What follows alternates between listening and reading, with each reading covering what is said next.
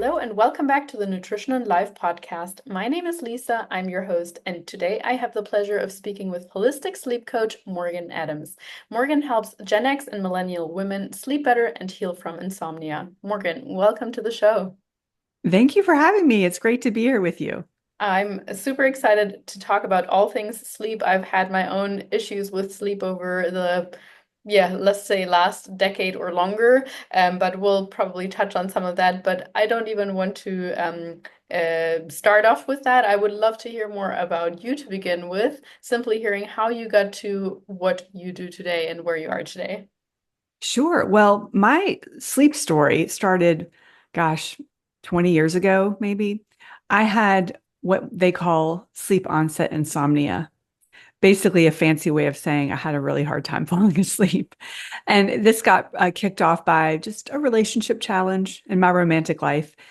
And after about 2 months of not being able to fall asleep for 1 or 2 hours, I went to my doctor and I said, "Hey, I'm having trouble sleeping." And I was given a prescription for a sleeping pill called Ambien. And I'm sure most people listening have heard of it. At the time of this whole thing with the relationship shakeup, I was a pharmaceutical sales rep. And so I was in the world of medications and pills and all that stuff. So when a doctor said, okay, you can take this pill to sleep, I thought, no big deal. Like it was just a non thing for me.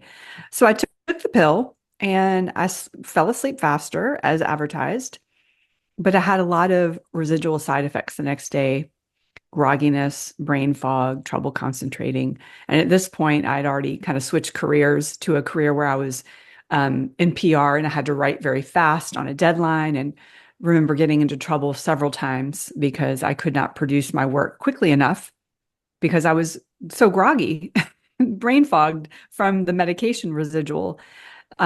So around this time, I started dating a new guy who said to me in a very loving way, "Morgan, when you take those sleeping pills, you sort of turn into a zombie and it freaks me out." And I thought, oh my gosh, he's right. Like these pills are no longer really serving me. So I made the decision to stop taking the pills. And I did what I do not recommend other people do, and that is just go off of them by yourself without the guidance of your providing practitioner or your prescribing practitioner. Luckily for me, I was able to kind of weather the storm and get through it with grit. And again, just to point it out again, if you are on any medication, just please consult your provider in helping you get off the medication. Well, I got off the medication fine, slept pretty well for many years, and then there was a plot twist. That was March of 2020. We think back to that time, beginning of the pandemic, nobody knew what was going on. There was a lot of confusion, and my sleep started to suffer at that point. And I got very concerned because I did not want to go down the road of insomnia.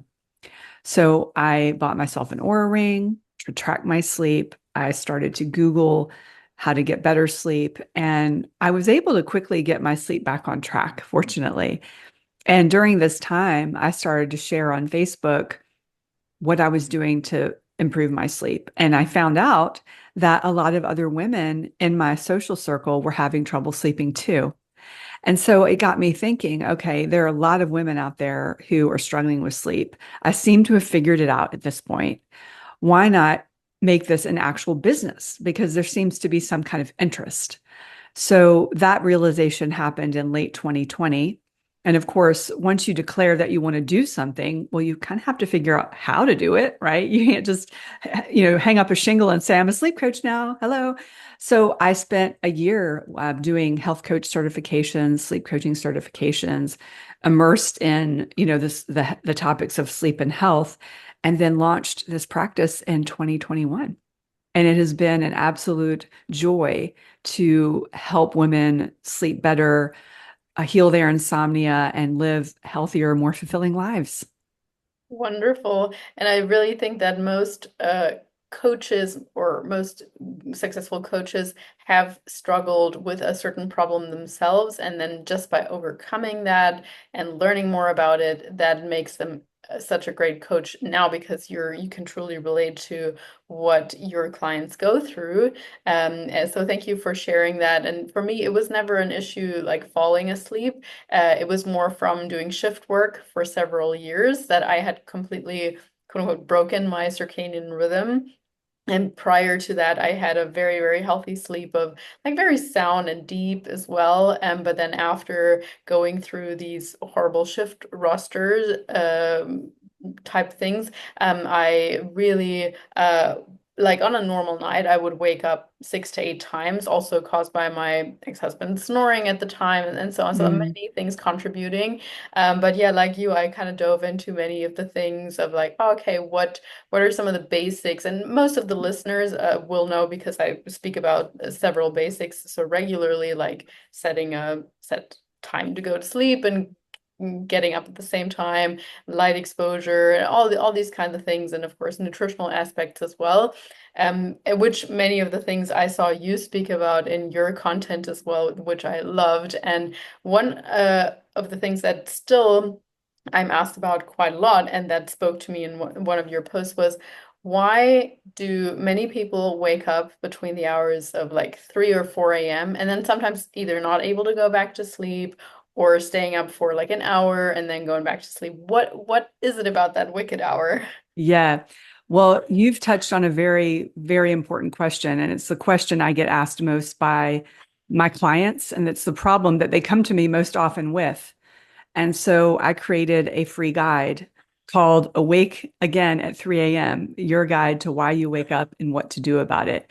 And so that is a free asset on my website. People can go get it, and I would suggest doing it. But let's hit on a few of the key highlights from that guide. First thing I'll share is that it is actually very normal for us to wake up in the middle of the night. And the reason why is because after every sleep cycle, of which we have about 5 to 7 throughout the night, we may have a brief awakening after each sleep cycle. Now, the evolutionary reason or theory for this is that if you think back to many, many years ago, when we were out on the savannah, we didn't have these nice protected homes with security systems. We were vulnerable to prey, right? So we needed to kind of keep alert. So that wake up is sort of a throwback to the brief scanning that we do once we wake up. Now, if you're awake for like less than 2 minutes, you're probably not going to remember that awakening. But the problem is when we are awake longer and we can't get back to sleep. And so what we often find is this kind of phenomena called mind after midnight. And it's a topic that's being studied a lot more lately. And we find that our thoughts are quite irrational in the middle of the night. They can be catastrophic, right? And that is because we are not operating from the rational side of our brain, our prefrontal cortex. We're more kind of focused on the amygdala side of our brain working. So I think it's really important that when we wake up at night and we are having these negative catastrophic thoughts, that we actually realize that that's normal too, right? And so kind of making a contract with ourselves, don't believe any of these thoughts, don't act on any of these thoughts, because what you will find is that the next morning when you're reflecting, you're going to say to yourself, I can't really believe I thought that at that time of night when I woke up. You can say to yourself in the moment while you're awake, hey, and say your name personally, because that kind of gives you a little bit of distance. You could say to yourself, Lisa, what are you going to think of this situation in 1 year or 10 years to give you that psychological distance, right? So that's a strategy that I would employ if I was waking up and started having catastrophic thoughts. But let's really quickly touch on a couple of reasons other than the natural awakening after the sleep cycle. And these are detailed in the guide, but a few of the main culprits of the awakenings. Number one is we get too hot, right? And that doesn't necessarily mean that we're having a hot flash or a night sweat, but we just generally could be overheated. And so some solutions to that are just cooling your bedroom environment more, lowering the temperature a couple of degrees. having cooling bedding and sleepwear is a great thing. And then there's the next level solution of cooling mattress toppers. Those are great as well. And then one of the second reason quite often is blood sugar imbalances. So what we will see happen to a lot of people at 2 or 3 a.m. is this blood sugar crash, right? And that stimulates this cortisol and adrenaline response that wakes us up sort of in kind of an alert state. And one of the things we can do to mitigate that, if we think that's what it is have a very small snack about an hour before bed.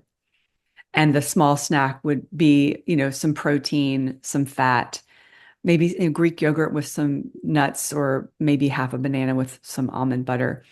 And that could potentially stave off the middle of the night wake ups if you've got that blood sugar dysregulation going on. That's really kind of a quick fix. If someone is experiencing that, and you do find you're waking up because of the blood sugar crash, you're going to want to take a deeper dive into your blood sugar overall and manage that on a more holistic level. And then the third reason, and this is one of the reasons it's the most shocking to people, but it's sleep breathing issues like sleep apnea or upper airway resistance syndrome. And what we know is that 90% of women who have sleep apnea go undiagnosed. It's crazy. It's a crazy statistic. So quite often we may think about somebody who has sleep apnea in our heads as this kind of overweight, middle-aged guy snoring on a couch or their bed. And the reality is that when women become in midlife age range, our sleep apnea rates pretty much match those of our male counterparts. I've had many clients through the years have sleep apnea. They've either had it and known it and come to me because they also had insomnia, or while we're working together and we find that the interventions aren't working as well, I suggest that they get a sleep study, right? And you would be shocked at how many women in their 30s who are thin, middle-aged women who are fit and healthy, don't have a big neck. These women are being diagnosed with mild apnea. And so the mild apnea essentially can create these micro awakenings during the night. And the result is that you don't feel rested in the morning, even though you've had like your 7 to 8 hours of sleep. So if you had a sleep tracker, for example, and you looked at your data and you saw lots of little small awakenings throughout the night, to me, that would be a very good sign that you need to get your sleep breathing looked at. And a sleep study is really the thing that you'd want to do to look at it. A sleep tracking ring or a watch isn't really going to give you the accurate data that you would need to get the proper diagnosis. So fortunately, in this day and age, post-COVID, what we're able to get are sleep studies sent to our house. Now you can go in a lab, and that's the gold standard in accuracy. You're going to get a really accurate reading, but not everyone is going to want to go to a lab, right? And get those things hooked up to them. So you can have a sleep study, a sleep test sent to your house, and you can get the results in like 48 hours. It's really nice. So I would definitely, and also, you mentioned your snoring ex-husband. I had one of those too, by the way, in a former life. And if your spouse or partner is snoring, definitely a sign that they need to get a sleep study. So yeah, so that's really kind of the general kind of take home from about the 3 a.m. awakenings. My free guide goes into more detail, but I think that's a really good starting point. That's awesome, and I will most certainly link that free guide or the website in the show notes as well. Speaking of the insomnia, because I actually or the apnea, I'm totally blown by this data. And funnily enough, I was speaking with my mentor yesterday, and he was like, "Oh, Lisa, have you had any sleep experts on?" And I said, "Oh, well, actually, as a matter of fact, I'm interviewing someone tomorrow. Why is that?" And he said, "Well, I'm curious about sleep apnea. Is there any?" um, alternate treatments other than a CPAP, other than a sleep breathing machine. So that's my question to you, is something like mouth taping, or like what kind of more quote unquote natural ways would we have to treat apnea? Yeah, so the CPAP is what people most commonly think of when they think of sleep apnea treatment. It's sort of the gold standard, but with in the whole sleep field right now, the most activity happening in terms of developments and treatments is in sleep apnea. And so this is not really my area of expertise, sleep apnea. I usually refer out to deal with this, but there are things like oral appliances that are just kind of like plastic. It's just they go in your mouth and then you get them adjusted over time, helps open up your airway. There's also devices. There's one in particular called Excite OSA, and that's sort of like a tongue trainer that you wear for 20 minutes a day to help you with the sort of the physical part of the sleep apnea. The mouth tape is an interesting one. So you want to make sure that you talk to your doctor about mouth tape. It can help reduce snoring for people, but if you have untreated sleep apnea, what they are finding is that it could exacerbate it, right? Because you need to, if you're going to tape your mouth, you need to actually ensure that you're able to breathe through your nose, right? That would be a really bad situation if you found out you couldn't breathe through your nose while you had the mouth tape on. So if anyone is thinking about mouth taping, get evaluated. I've been using mouth tape for like 3 years. I started off using it. Well, I knew that I needed to see if I could breathe through my nose. So what I did was I just used it during the day for a couple hours while I was working, and I was able to breathe through my nose. And that was like, okay, you can do this. Why don't you try it at night? So just, it's not a one size fits all for everybody. I feel like, I love the mouth tape, but I feel like it's somewhat, it's kind of gotten to be a trend, on TikTok and whatnot. And it's just sort of thrown around willy nilly. Like we really can't just use it on everybody. Like, so beware, get screened before you really commit to the mouth tape.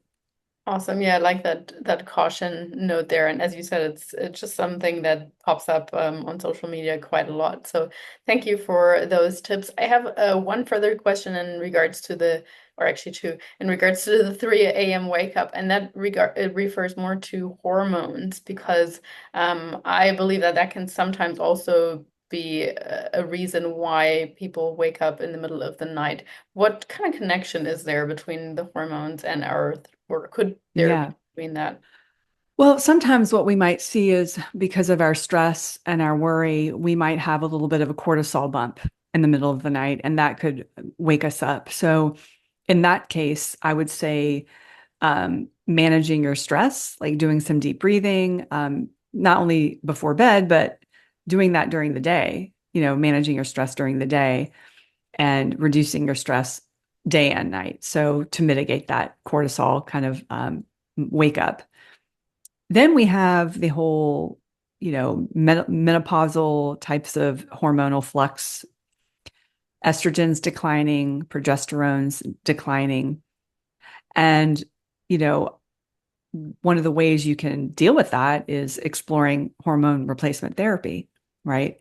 Those tend to be pretty reliable solutions for things like hot flashes and night sweats, because if you're getting those, your sleep is definitely disturbed, right? Um, so, we know that with estrogen declining, that estrogen is affecting your serotonin production, which is affecting your melatonin production. With progesterone, that is actually working with your GABA receptors. So the progesterone supplementation can help sort of give you a little bit more calm and ease, right? It kind of acts almost like the way a magnesium would, working on similar receptors. So those are things to consider if you are in perimenopause or menopause and you're having sleep challenges. Just have a discussion with your doctor, to see if, HRT is like a solution for you. Thank you. And yeah, the second question that I still had was, so when we do wake up in the middle of the night, And that kind of goes back to one of the posts that I saw in your content as well. What is something we should absolutely not do? I mean, there are some theories about like you should count sheep, you should read a really boring research paper. Like, what's something you should definitely not do? Yeah, well, there are a few that come to mind. Number one, I wouldn't look at the clock. What we find a lot is that when you look at the clock in the middle of the night, you tend to do this, what I call sleep math. So, like, let's just say that you wake up at 3, you know your alarm is going off at 6, and you're like, oh crap, I've got like 3 hours more of sleep. That just creates this exacerbated, situation in your head, and you're more anxious. The more anxious you are, the harder it is to get to sleep. So I would really, urge people to take that into consideration and not have a clock in your bedroom. Or if you have a clock, turn it around so that it's not visible to you while you're in bed, right? So that's one thing. Second thing I would not do is I would not grab your phone and start scrolling, right?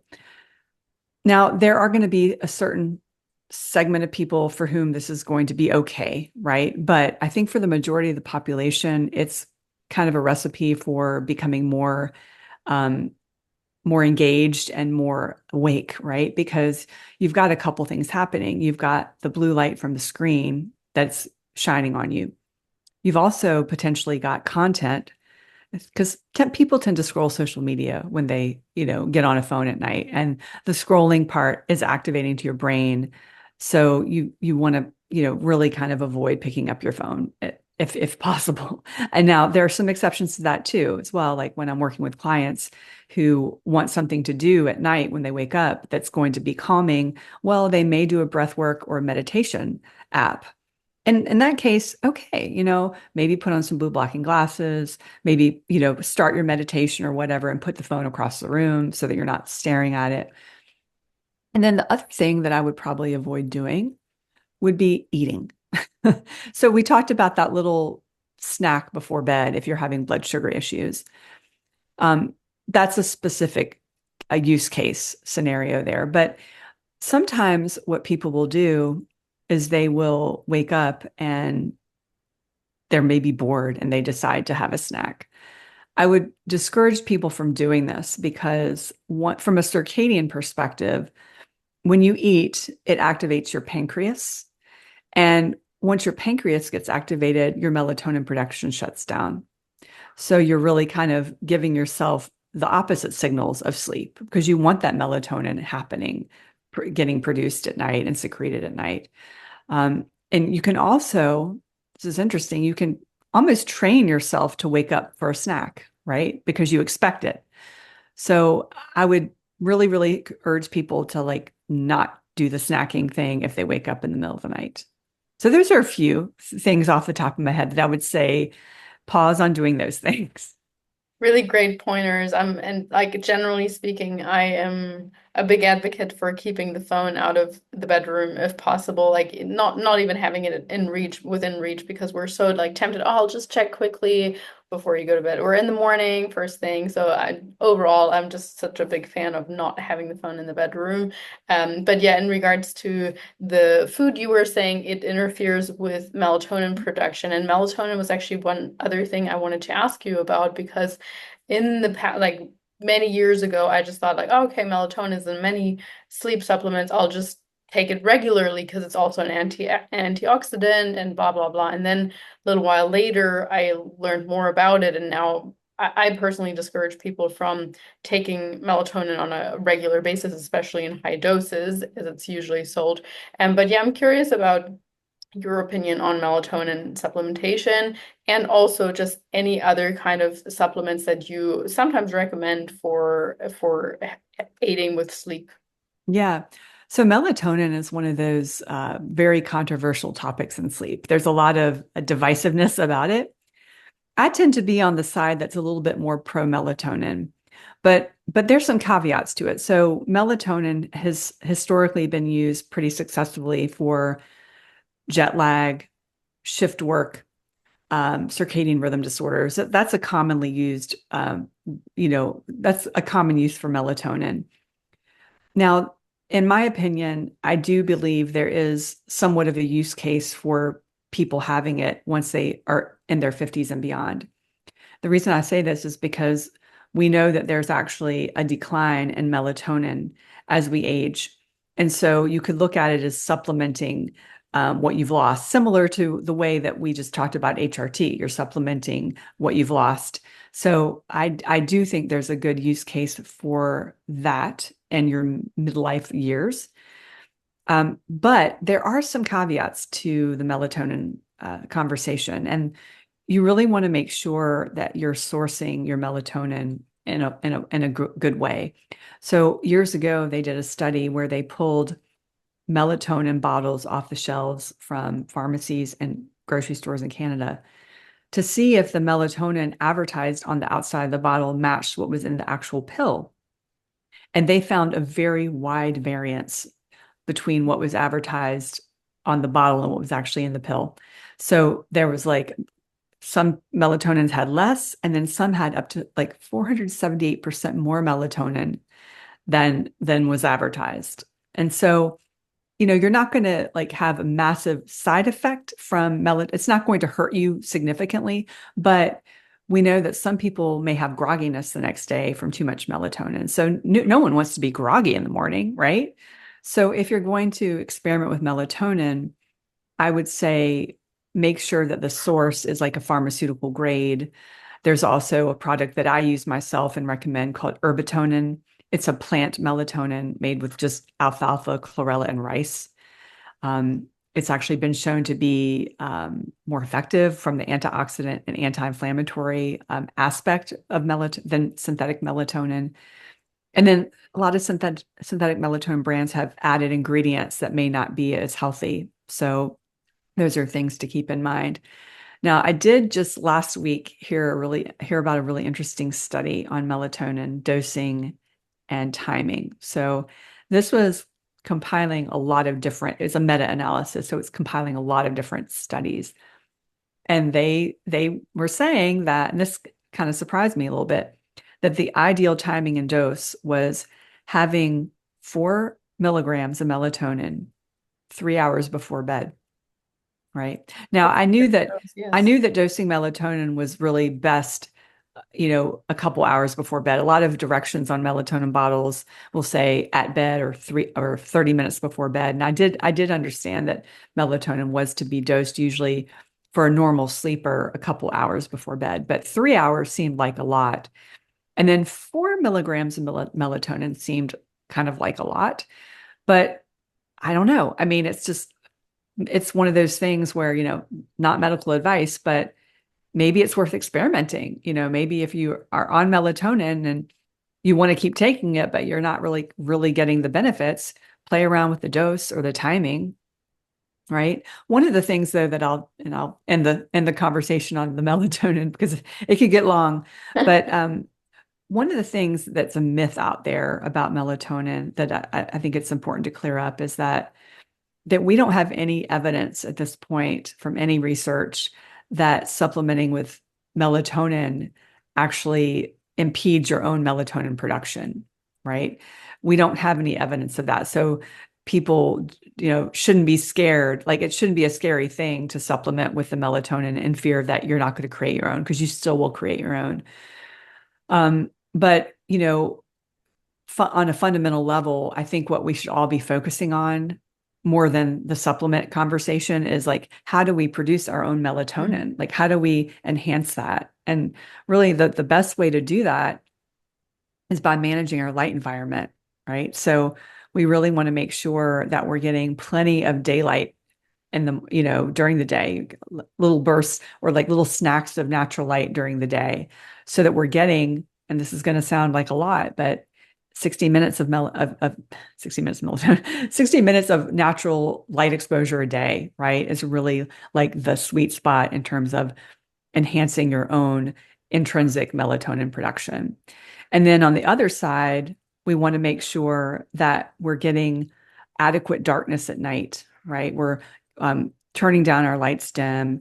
We are, you know, wearing blue blockers if we need to, and so that we're not just surrounded by light at night. It's not when we're supposed to be surrounded by light. All right. Yes. No problem. And Morgan is just gonna go and let her dog in, but I'm gonna talk a little bit here about my own experience or my own opinions on melatonin as well. So as I was saying, I used to take melatonin quite regularly, also in a high dose, like 5 to 10 grams, I believe.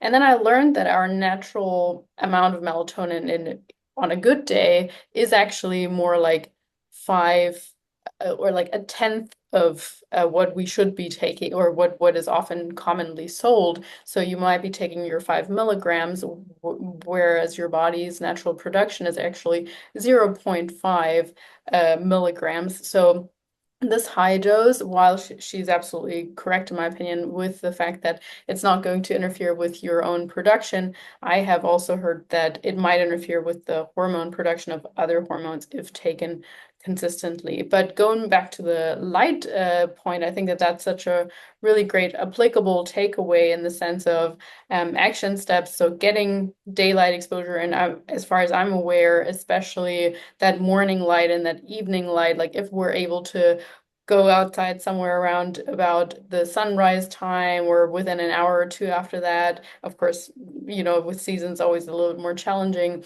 or in the evening, that kind of like different light spectrum that's particularly beneficial for our eyes to view the red lights in the sun, and also doing that without our sunglasses, like while of course not looking into bright sunlight, but in the morning, sun has just come up, absolutely like looking into that light, as long as it's not painful, don't not ever looking into the sun in a way that it's painful. At least those are some of the pointers that I have learned. Yeah, you nailed it. Well, welcome Perfect. back. Yeah, perfect. I know. I jumped right in, and you're like already speaking beautifully about the light. Yeah, you mentioned the sunglasses. I see people walking around my neighborhood every morning while I'm out walking my dogs with sunglasses on, and it's not even sunny. And the reason why people are like, why can't you wear your sunglasses? The reason is because when the natural light hits your retina, it sends a signal to your suprachiasmatic nucleus, which is your circadian pacemaker. And from there, there's this beautiful trigger of neurotransmitters and hormones. So it like will shut down any residual melatonin. It'll boost your cortisol naturally.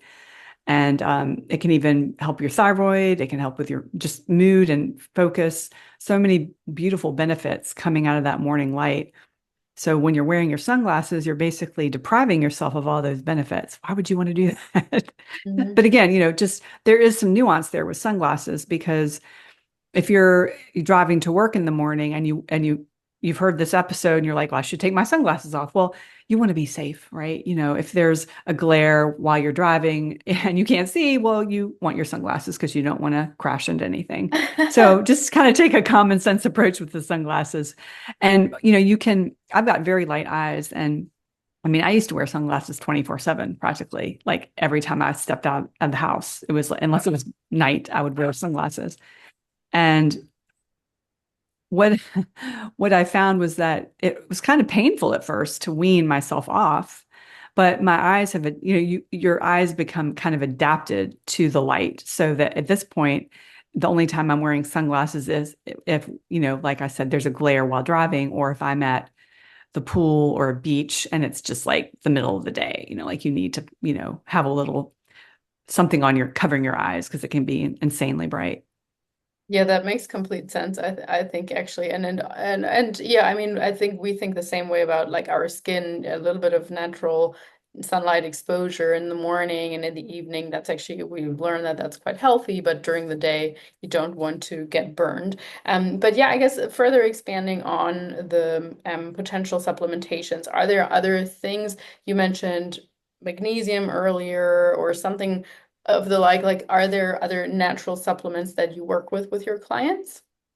Well, I'm not like a huge I don't like always recommend supplements to my clients, because I really want them to be able to use behavioral strategies to help them sleep. Where I'm finding myself recommending supplements most often is when I have a client who is on a sleep medication and I'm helping them wean off, but to give them almost like this kind of psychological replacement we will often use a supplement instead of the medication. Now, quite often that can be a placebo, right? Because we don't know how well the supplements work. I mean, it's a tricky area because there is some data showing efficacy with, magnesium, valerian root, chamomile, GABA, L-theanine. I mean, the list goes on and on. And I think that most of these supplements could potentially boost our sleep a little bit. But if we have like real insomnia that is rooted in anxiety and all of that, then the consensus is that a supplement isn't going to cut it, right? Because if you think about it, like we would have hardly any people with insomnia if supplements worked, because most people who have insomnia take a supplement, right? Yet they're still calling me for help, or they're Mhm. still going to their doctor. So I just feel like your mileage may vary with supplements. I take a supplement myself, um, and that it has a blend of many, many different things in it. It's more of like a sleep wellness supplement, but it's also like a hot cocoa mix. And so for me, I'm like, it's kind of my ritual. Like it's sort of like, okay, this is signaling to my body and brain, we're going into downshift mode. We're having a nice little treat because I love some chocolate, but I don't want to have a chocolate bar at 8 at night, right? So, I think that the supplements like that could have a place in cueing you for the transition into the evening time. But I wouldn't be like, this has got to work. Like, you don't want to have too much psychological reliance Mhm. on like, this better work. You just have to kind of, if it works, it works. If it doesn't, it doesn't. But there is a lot of placebo effect with a supplement, I believe.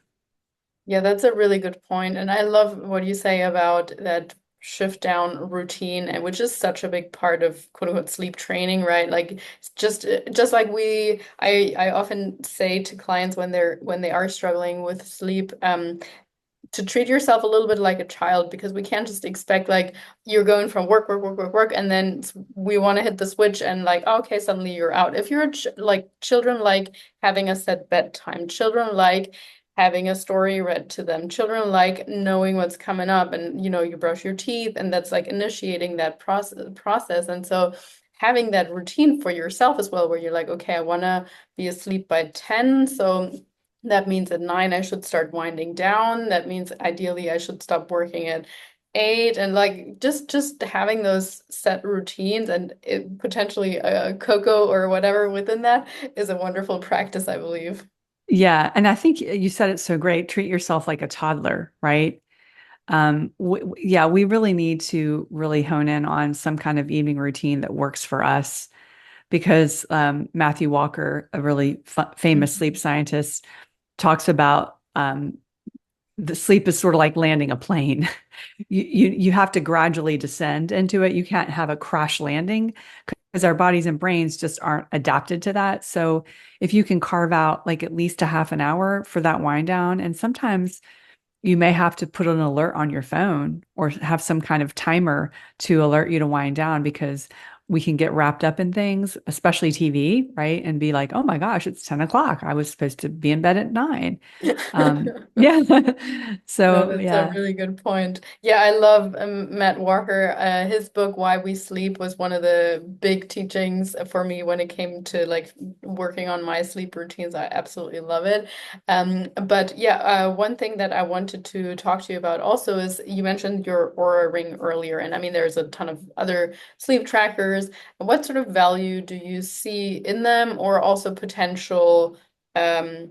I don't want to say negative sides of them, but like potential things that might not be very helpful about them. Yeah. Yeah. So in general, I am a fan of sleep trackers. And I think that as time has gone on, they've become more accurate. And if you are the kind of person who wants to optimize your sleep, like if you sleep okay, but you're like, I think I could do better. I think I could do better with my sleep. And you're able to actually take the data that you see on your tracker and apply it in real life with behavioral interventions, then that's a great use case for using a sleep tracker. So, for example, if you notice that on the nights you eat late, you don't sleep as well, your deep sleep isn't as good, you can be like, oh, okay, let's try an experiment. Let's try to eat a little bit earlier and see if your sleep improves. So it's things like that that make them worth it. If you're just wearing it day in, day out, you're not even looking at it or applying any of the teachings, then why bother, right?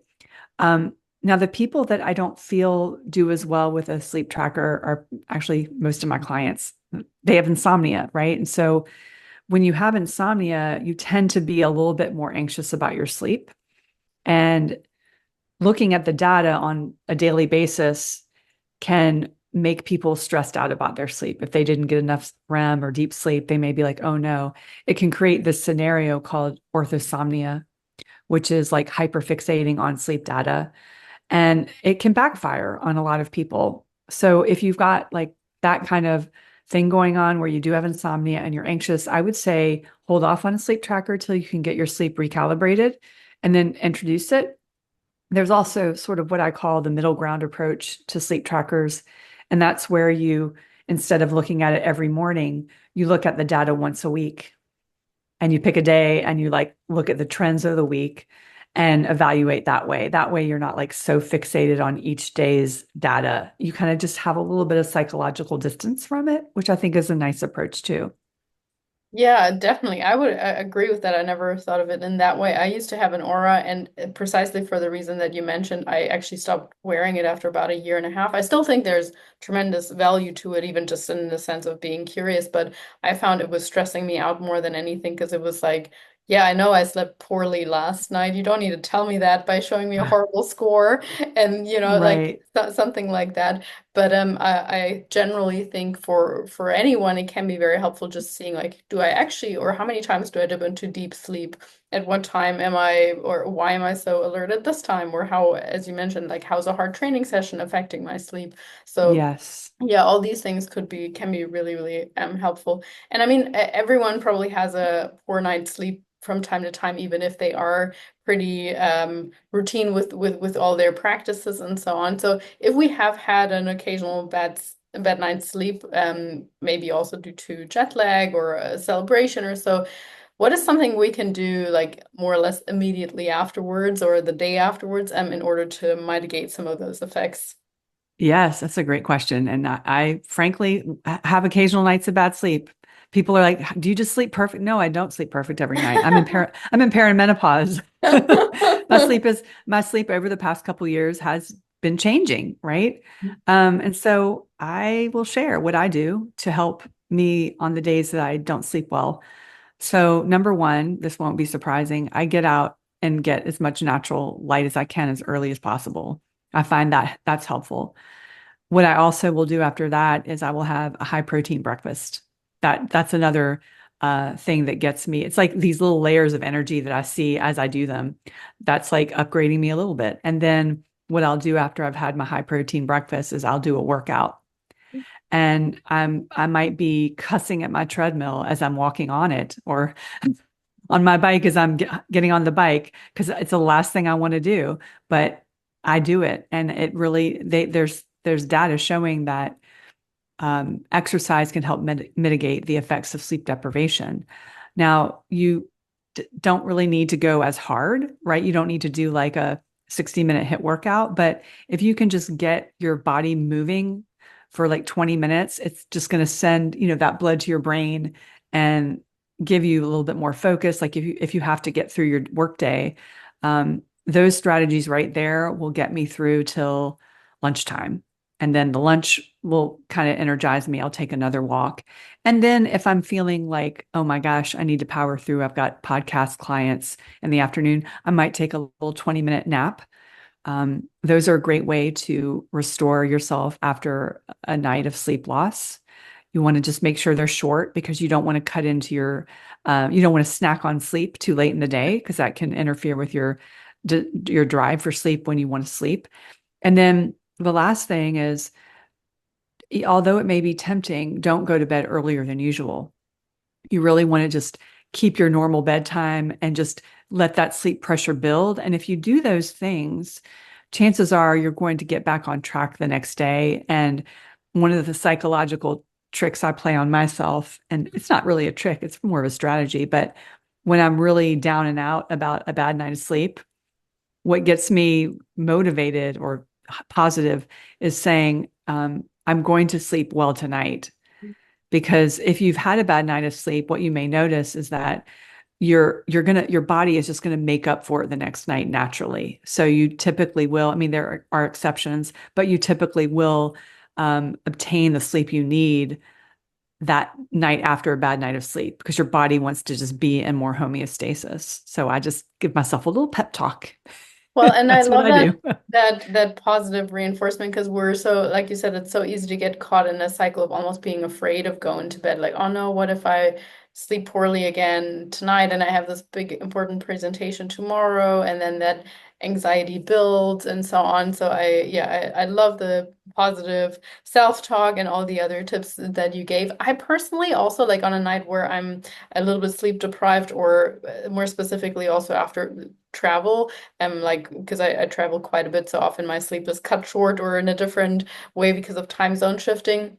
I am craving more hydration, and I mean that might be due to the travel, but even on a regular in the same place, I feel like hydrating more actually helps me stay more energized. I don't know if that's just Oh, N it, equals it's one. no, that's actually a strategy that I didn't include with my strategy is I make sure I'm really hydrated in the morning. Another, speaking of liquids, I definitely have my coffee. I have my a cup of coffee every morning, but I don't actually have extra coffee. So I just, you may be tempted, but the coffee later in the day will backfire on your sleep. Mhm. So Yeah. you just want to, whatever kind of caffeine schedule you're on, maintain that caffeine schedule. Just keep it as is. Don't add more because you will probably pay the price for it in terms of having trouble falling asleep that night. Yeah. Absolutely. Well, Morgan, you've given us so many wonderful tips. I'm truly appreciative of your time. I'm most certainly going to link all your details in the show notes, more specifically also your website with that free guide, because I think everybody can benefit from at least a few of your tips. And of course, if people want to work with you, they will know where to find you there as well. But yeah, truly, thank you so much for your time. It's been a true pleasure connecting with you. Yeah, same here. It's been great to talk to you.